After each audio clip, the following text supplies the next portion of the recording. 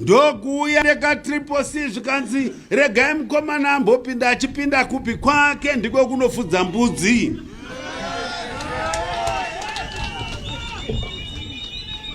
Kwake ndiko kunofudza mbudzi.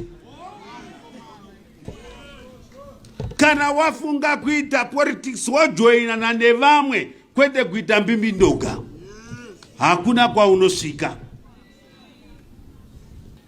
Kuti izvi zvifambe, the prophets of doom must now come to reality. Vombomira kunyora nhema dzavo dzavanenge vachingopaka musocial media. Imi naro hanzi wambozvinzwa, waona? Nai, maona mastori mangani asina kuitika.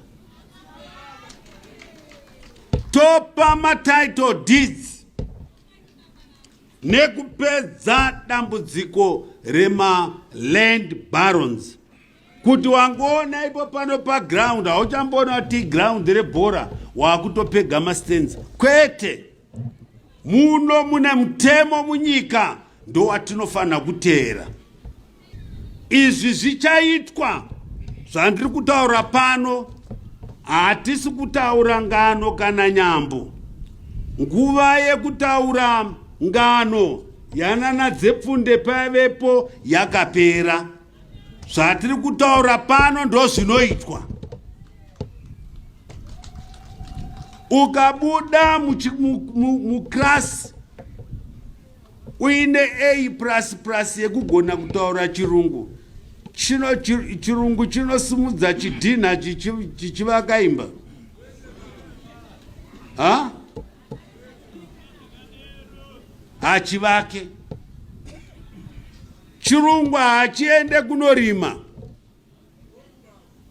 Chirungu hachiende kunoveza mapuranga miti kuvaka kuti ugadzire cheya iyo. Saka tiri kuti auyo nyangu mwana kana akatadza academic asi Mwari akampa maoko, handiti vakati ayewa zviri nani hazvo imbwa idzi dziuye dzizotitonga pane kuti tiziye nenzara. Maziva rungano rwemajuta vakuti kuna Mozisi zvikanzi zviri nani daita uko tairohwa nechamboko taiwana chikafu.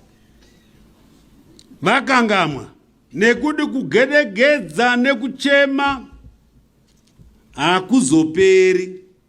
MuBhaibheri tinopuhwa muenzaniso waAbhurahamu naRazaro, handiti? Razaro aitambura hake achinhonga pamafufu, uyo mupfumi achiti haiwa hauna basa. Asi akazoti wafa Mwari akamuchengetedza. Uya ndokukandwa mugehena remoto. Gehena ratinotaura nderekuti vauyi vakauya muno muchitsuwa cheZimbabwe vakagara madzitateguru edu matunduru